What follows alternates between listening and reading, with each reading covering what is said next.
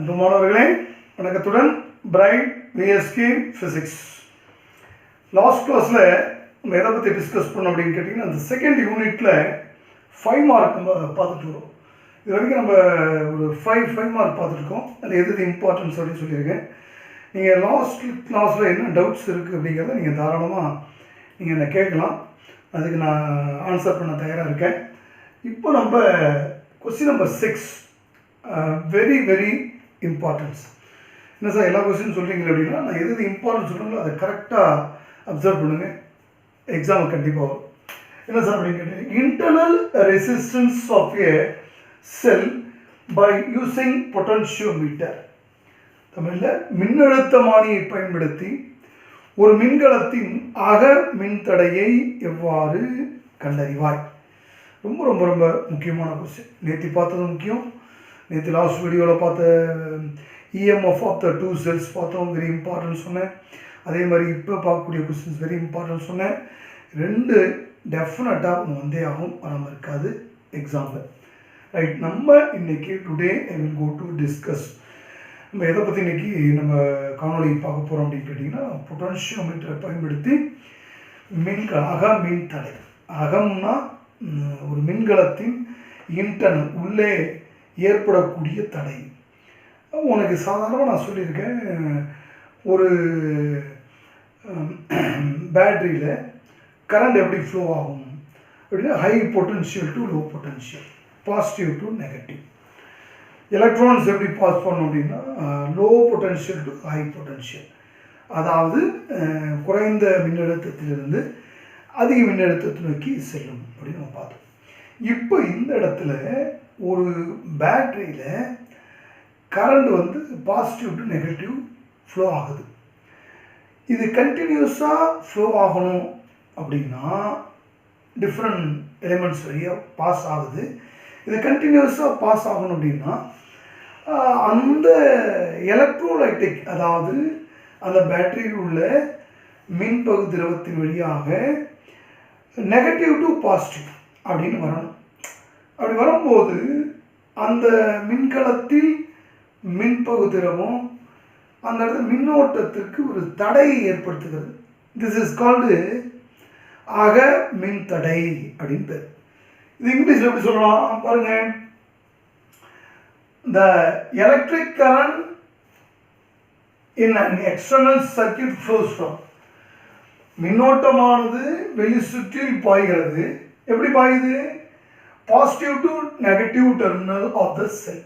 ஒரு செல்லில் positive to negative, அதாவது நேர்மின் சுமையிலிருந்து எதிர்மின் சுமை நோக்கி செல்கிறது. High potential to low potential through the different circuit element. அந்த சர்க்கியூட்டில் உள்ள வெவ்வேறு பகுதிகள் வழியாக. In order to maintain continuously, the current has to flow through the electrolyte of the cell from its. இது தொடர்ச்சியாக அமையணும் அப்படின்னா அந்த செல்லில் உள்ள மின்பகு திரவம் அப்படின்னு கொடுத்துருக்காங்க பாருங்க, நெகட்டிவ் டு பாசிட்டிவ், அதாவது அதாவது எதிர்மின் சுமையிலிருந்து நேர்மின் சுமையை நோக்கி செல்லும். இதில் அந்த செல்லுக்குள்ளே இருக்கக்கூடிய மின்பகு திரவத்திலிருந்து electron. During this process of flow of current inside a cell, the resistance is offered to current flow by the electrolyte of the cell. அப்போ தொடர்ந்து செல்லணும். அப்படி செல்லும்போது எதிர்மின் சுமையிலிருந்து நேர்மின் சுமைக்கு செல்கிறது. அவ்வாறு மின்னோட்டம் மின்பகு திரவத்தில் மின்னோட்டத்திற்கு ஒரு தடையை ஏற்படுத்துகிறது. இந்த தடை அகமின் தடை, that is called internal resistance. நீ இதை மட்டும் எதனாலே போதும். During this process flow current inside a cell, the resistance is offered to current flow by the electrolyte of the cell. அப்போ மின்பகு திரவத்தில் உள்ள மின்பகு திரவம், ஒரு மின்கலத்தில் உள்ள மின்பகு திரவம் மின்னோட்டத்திற்கு ஒரு தடையை ஏற்படுத்துகிறது. இதற்கு அக மின் தடை. முடிஞ்சு வச்சு, சிம்பிள். ரைட், இப்போ நமக்கு டயக்ராம். நான் ஏற்கனவே சொன்னேன், ஒரு பொட்டன்ஷியோமீட்டர் உடன் போர்டு இருக்கும், 10 மீட்டர் ஒயர் இருக்குன்னு சொல்லியிருக்கேன். அதில் ஒரு மீட்டராக கட் பண்ணி வச்சுருப்பாங்க நான் சொல்லியிருக்கேன். இப்போ பாருங்கள், இது பிரைமரி சர்க்கியூட் கன்ஸ்ட்ரக்ஷன் ஒர்க் அமைப்பு. இது செகண்டரி சர்க்கியூட். பாருங்க, கன்ஸ்ட்ரக்ஷன் ஒர்க்ல பிரைமரி சர்க்கியூட். இந்த potentiometer wire C connected battery, அதாவது key K1 with connected terminal D, that is called primary circuit. தமிழ்ல முதன்மை சுற்று. மின்னழுத்தமானி கம்பி C உடன் மின்கலன் சாவி 1 அதன் மறுமுனை D உடன் இணைக்கப்பட்டிருக்கும் இந்த அமைப்பு முதன்மை சுற்று. மாணவர்களுக்கு எழுதுற மாதிரி புக்கை படிக்காம டயக்ராம் வச்சு எழுதுறதுக்கு கற்றுக் கொடுக்குறேன், நல்ல கவனமாக பாருங்க. Secondary circuit. இந்த செகண்டரி சர்க்கியூட், இந்த wire C connected at EMF of the cell positive terminal and negative terminal connected galvanometer high resistance with the jockey. Second point, the EMF of the cell across two resistance and key 2. Okay, this form is called secondary circuit. தமிழ்ல துணை சுற்று. மின்னழுத்தமானி கம்பி C உடன் C இன் முனையானது நேர்முனையானது மின்னியக்கு விசை மின்கலத்தின் மின்னியக்கு விசையுடனும் எதிர்முனை கால்வாமீட்டர் உயர்மின் தடை பெட்டி Jackie அதாவது தொடு சாவியுடன் இணைக்கப்பட்டிருக்கும். மேலும் மின்கலத்தின் மின்னியக்கு விசைக்கு பக்க இணைப்பில் உள்ள R என்ற மின்தடையும் சாவி ரெண்டும் இணைக்கப்பட்டு இருக்கும் இந்த அமைப்புக்கு துணை சுற்று என்று பெயர். சிம்பிள். மாணவர்களுக்கு புரியுதா? நல்லா க்ளீன் அப்சர்வ் பண்ணுங்க. Very important.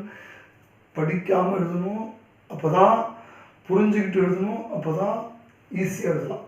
மெமரி பண்ணாதீங்க. ஒர்க்கிங் எக்ஸ்பிளைன் நான் கொடுத்துருக்கேன் பாருங்கள், இதில் இருக்கு பாருங்கள்.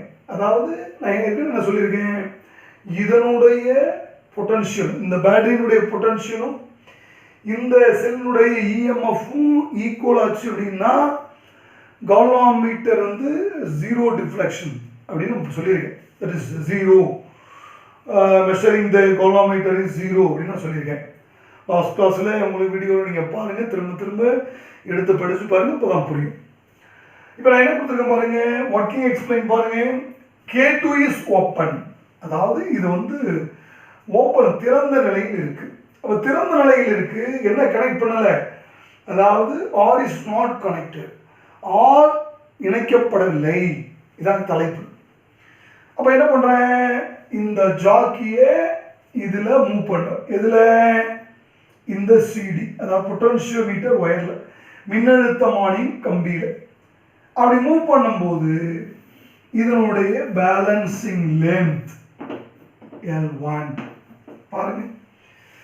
The move jockey in CD measuring the balancing length L1. The G is 0. கால்வாமீட்டரினுடைய குறிமுள் சுழி விளக்கத்தை காட்டும். புரிஞ்சு போச்சு. உனக்கு தான் தெரியுமே EMF of the cell principle படிச்சிருப்பீங்களே, அதாவது potentiometer, principle of potentiometer, E directly proportional L. EMF of the cell is directly proportional to the balancing length அப்படின்னு நீங்கள் படிச்சிருப்பீங்க. Very very important. அதுதான் எடுத்து எழுதிருக்கேன். E directly proportional L1, equation number 1. அடுத்தது key is open, sorry key is closed. இப்போ என்ன பண்ணுறேன், முன்னாடி R இணைக்கப்படலை, இப்போ R is connected, R இணைக்கிறேன். அப்போ நமக்கு என்ன கிடைக்கும், கரண்ட் ஃப்ளோ ஆகும். நல்லா புரியுதா? பேட்டரியில் பாசிட்டிவ் டு நெகட்டிவ் டெர்மினல் போகுது, எலக்ட்ரோலைட்ஸில் electron negative to positive terminal. அதுதான் நம்ம வந்து this is called internal resistance சொல்கிறோம். அப்போ I flow through the circuit. அப்போ நான் என்ன பண்ணுறேன், திருப்பியும் இதை அப்படி மூவ் பண்ணுறேன். எப்போ, கீயை க்ளோஸ் பண்ணதுக்கப்புறம், இதை க்ளோஸ் பண்ணதுக்கப்புறம் அப்படி மூவ் பண்ணுறேன். அப்போது இதனுடைய இங்கே வருது, அப்போ இந்த லென்த் எவ்வளோ? Balancing length L2. சமன்படுத்தப்பட்ட நீளம் L2. முன்னாடி key is open, key is closed. Simple. பாருங்க 1. இது E directly proportional L1. இது E directly proportional L2. இப்போ வாங்க, எனக்கு என்ன வேணும்? கரண்ட் ஃப்ளோ ஆகுது சர்க்கியூட்ல. ஓம்ஸ் லா என்ன? V equal to IR. Ohm's law தெரியும், லாஸ்ட் வீடியோவில் நீங்கள் இதுக்கு முன்னாடி 3 மார்க்கில் சொல்லியிருப்பேன்.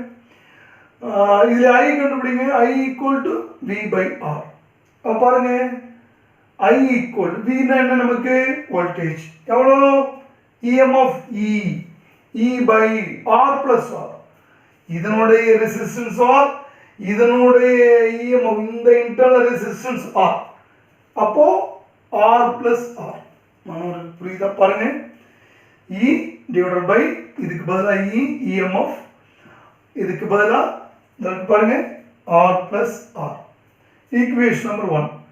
Current negative to positive. The potential difference across to R. இந்த பாருங்க, the potential difference across to R. எப்படி பாஸ் பண்றோம்? Negative to positive. In order to maintain. அப்போ என்ன ஆகுது? எனக்கு பொட்டன்ஷியல் டிஃபரன்ஸ் ஓம்ஸ் லால V equal to IR. Equation number 2.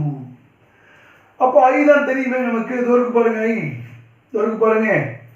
அப்போ இது ஈக்குவேஷன் 1ன்னு வைங்க, சாரி இதை 2ன்னு வைங்க, இதை 3ன்னு வைங்க, இதை 4ன்னு வைங்க, இதை 5ன்னு வச்சுங்க.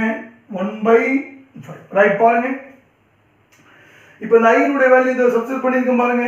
I E by R plus R into R. Fourth equation. Any doubt? இப்போ பாருங்க, இப்போ நம்ம என்ன பண்றோம்? V equal to E by R plus R.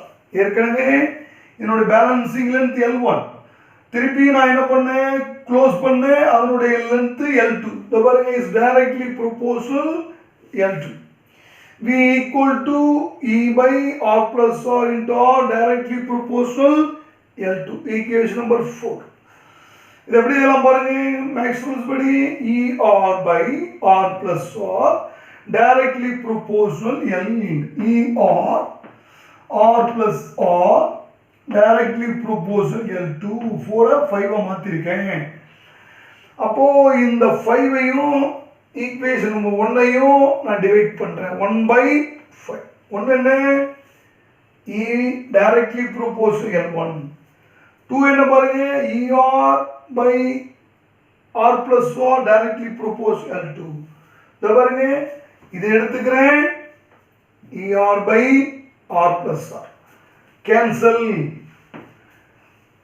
L1 L1 L2 கொடுத்தாச்சு. எது கேன்சல் ஆகிடும்? EMF cancel. இது அப்படியே ரெசிப்ரோக்கல் மேலே போயிட்டு பாருங்க, இது அப்படியே மேலே கொண்டு போங்க. R plus R by R equal to L1 by L2. இப்போ எப்படி எல்லாம் பாருங்க, R by R இதை கேன்சல் பண்ண 1. அப்போ R by R plus 1 equal to L1 by L2. Simple equation. இப்போ R by R equal to plus R போனால் minus. நல்லா புரியுதா பாருங்க. அப்போ மைனஸ். அப்போ R by R equal to இதை கிராஸ் பண்ணுங்க. L2 L1 minus L2 divided by L2. Simple. Wire கிளாஸில் படித்த மேக்ஸ். இப்போ anyway the internal resistance of cell R என்ன பாருங்க, R equal to அப்படியே எடுத்துக்க பாருங்க, R into L1 minus L2 divided by L2. very very very important. மாணவர்கள் ரொம்ப இந்த ஈக்குவேஷன் நம்ம யூஸ் பண்ணி பின்னாடி நம்ம ப்ராப்ளம் போட போகிறோம். அப்போ இந்த வீடியோ உங்களுக்கு ரொம்ப ரொம்ப ரொம்ப முக்கியமான விஷயம். நல்லா ஞாபகம் வச்சுங்க. இந்த கொஸ்டின் 5 மார்க்கில் பப்ளிக்கில் அடிக்கடி கேட்கக்கூடியது, குவார்ட்டர்லி ஆஃப்லி எல்லா நிலையிலையும் இந்த கொஸ்டின்ஸ் வந்து உங்கள் புக்கில் நமக்கு பப்ளிக்கில் கேட்கக்கூடிய கொஸ்டின். இதை நம்ம வச்சு இந்த ஃபார்முலா வச்சு நம்ம என்ன பண்ண போகிறோம் அப்படின்னா பின்னாடி ப்ராப்ளங்கள் போட போகிறோம். அதனால் இங்கே வந்து ஒரு 2 மார்க் இருக்குது. இன்டர்னல் ரெசிஸ்டன்ஸ் ஆஃப் செல் அப்படின்னு கேட்டாங்கன்னா இதை எடுத்து எழுதுங்க. அதுக்கு தான் நான் எழுதி போட்டிருக்கேன். சிம்பிளாக எப்பயுமே ஒரு ஸ்டேட்மெண்ட் கொடுங்க, ஒரு சர்க்கியூட் டயக்ராம். அந்த சர்க்கியூட் டயக்ராமுக்கு ஒர்க்கிங் எக்ஸ்பிளைன், அதாவது கன்ஸ்ட்ரக்ஷன் கொடுங்க, ஒர்க்கிங் எக்ஸ்பிளைன் கொடுங்க, ஒரு டெரிவேஷன் கொடுங்க. மாணவர்களுக்கு தெளிவாக அண்ணன் எலசனை அன்னன்னைக்கு படிங்க, நல்லா ஞாபகம் வச்சு. இந்த உலகம் ஜெயிச்சதுன்னா வெற்றி உன்னை எல்லோருக்கும் அறிமுகம் செய்யும். ஆனால் அதே நீ தோத்துட்டு அப்படின்னா எல்லோரையும் உனக்கு அறிமுகம் செய்யும். இதுதான் காலம், மாறிக்கிட்டே இருக்கும், உருண்டு கொண்டே இருக்கும். அதனால் நீங்கள் இந்த நேரத்தை நல்லா பயன்படுத்தி படிச்சுக்கிட்டே இருங்க. அப்போ தான் நல்ல மார்க் உனக்கு எடுக்கிறதுக்கான வாய்ப்புகள் வரும். அதை நீங்கள் பயன்படுத்திக்கணும். நன்றி, வணக்கம் மாணவர்களே. Dear viewers, thanks for watching this video. Any questions, write in the comment box. Don't forget to like and share. More update, please subscribe our channel. Learning and get bright notification, click bell icon. Thank you.